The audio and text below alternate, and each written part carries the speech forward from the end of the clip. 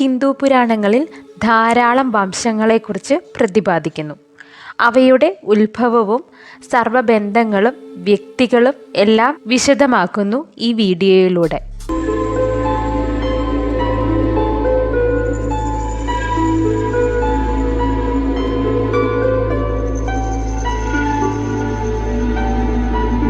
സൃഷ്ടിയുടെ പാലകനായ ബ്രഹ്മാവിൽ നിന്നും പിറവി കൊണ്ടതാകുന്നു ഈ മഹാവംശങ്ങളെല്ലാം തന്നെ. ബ്രഹ്മദേവനിൽ നിന്നും സ്വയംഭു, മനു, ദക്ഷൻ, അത്രി എന്നിവർ പിറവി കൊണ്ടു. അതിൽ സ്വയംഭു മനുവിൻ്റെ പുത്രനാകുന്നു പ്രിയവ്രതൻ. അദ്ദേഹം ഊർജസ്വതി എന്ന കന്യകയെ വിവാഹം ചെയ്തു. ബ്രഹ്മാവിൻ്റെ ദ്വിതീയ പുത്രനാകുന്നു പ്രജാപതി ദക്ഷൻ. പ്രജാപതി ദക്ഷൻ്റെ പുത്രിയായ അദിതി ദേവി കശ്യപ പ്രജാപതിയെ വരിച്ചു. ആ ദമ്പതികളുടെ പുത്രനാകുന്നു സൂര്യദേവൻ.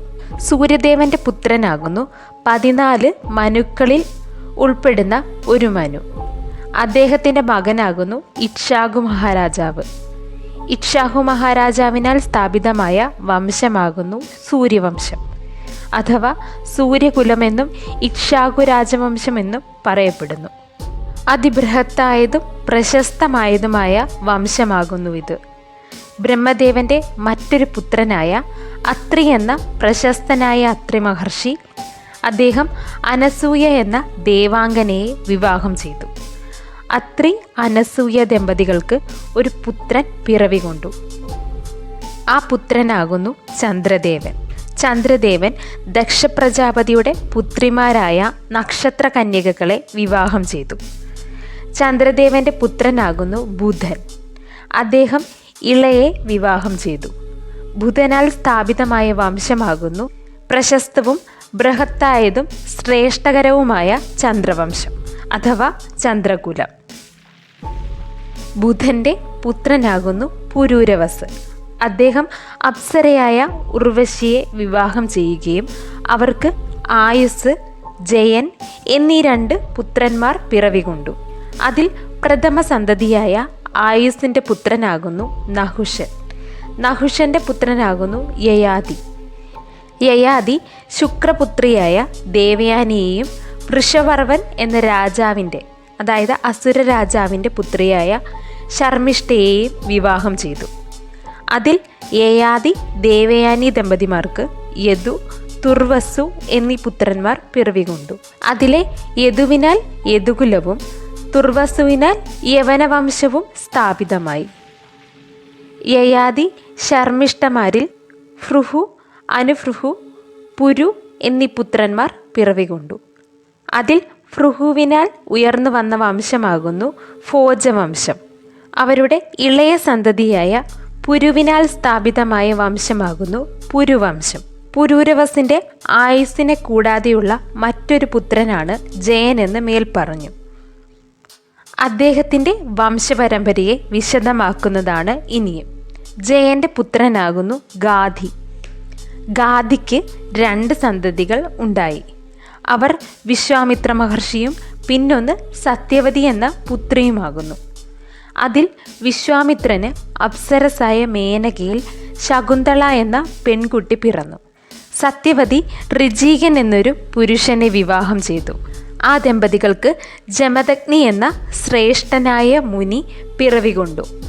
അദ്ദേഹം രേണുക എന്ന സ്ത്രീയെ വിവാഹം ചെയ്തു. ജമദഗ്നി രേണുകമാർക്ക് സുഹോത്രൻ, വസു, വിശ്വവസു, ദശാവതാരങ്ങളിലൊന്നായ മഹാമുനിശ്രേഷ്ഠനായ ഭാർഗവരാമൻ അഥവാ പരശുരാമൻ പിറവി കൊണ്ടു.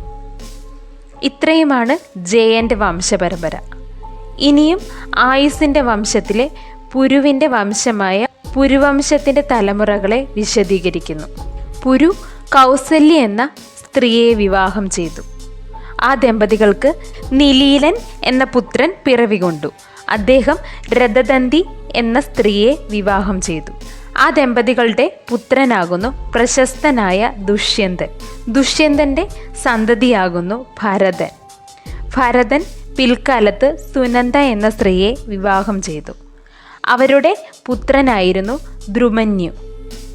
അദ്ദേഹം സുവർണ എന്ന സ്ത്രീയെ വിവാഹം ചെയ്തു. അവർക്ക് സുഹോത്രൻ എന്ന പുത്രൻ പിറവികൊണ്ടു. അദ്ദേഹവും ജയന്തി എന്ന സ്ത്രീയെ വിവാഹം ചെയ്തു. ആ ദമ്പതികൾക്ക് ഹസ്തി എന്നൊരു പുത്രൻ പിറവികൊണ്ടു. അദ്ദേഹം യശോധര എന്ന രാജകുമാരിയെ വരിച്ചു. ഈ ഹസ്തിയാൽ സ്ഥാപിതമായതാണ് മഹാരാഷ്ട്ര ഭരണകേന്ദ്രമായ ഹസ്തിനാപുരം. ഹസ്തി യശോധര ദമ്പതികളുടെ പുത്രനാകുന്നു വികജ്ഞൻ.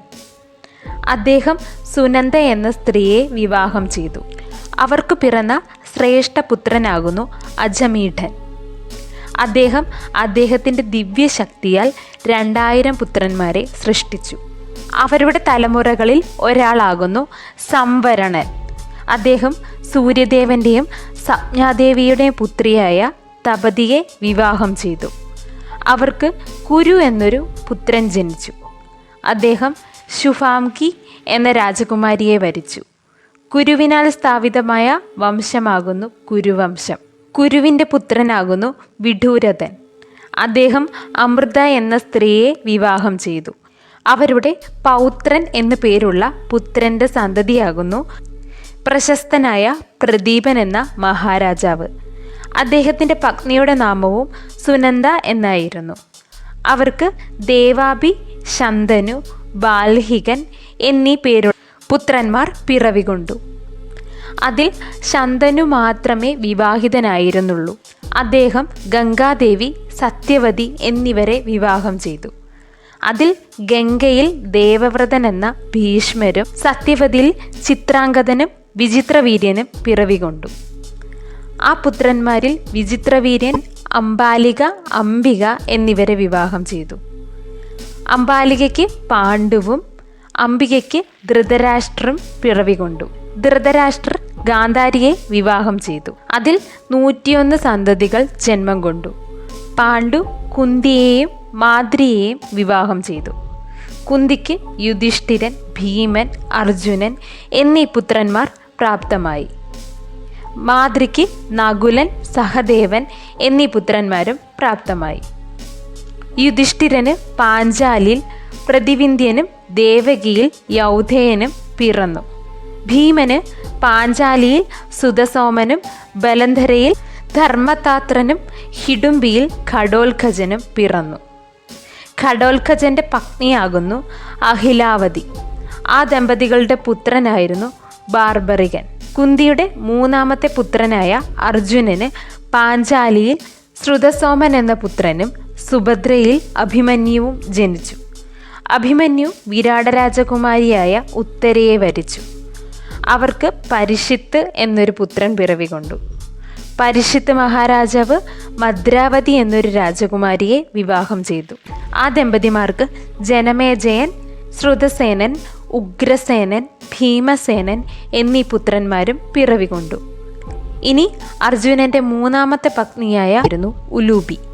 ഉലൂബിയിൽ ഇരാവനും ചിത്രാംഗതയിൽ ബഭ്രുവാഹനനും ജനിച്ചു. മാതൃപുത്രനായ നകുലന് പാഞ്ചാലിയിൽ ശതാനികനും രേണുകയിൽ നിരമിത്രനും പിറവികൊണ്ടു. ഇളയപുത്രനായ സഹദേവന് പാഞ്ചാലിയിൽ ശ്രുതകർമാവും വിജയ എന്ന പത്നിയിൽ സുഹോത്രനും പിറന്നു.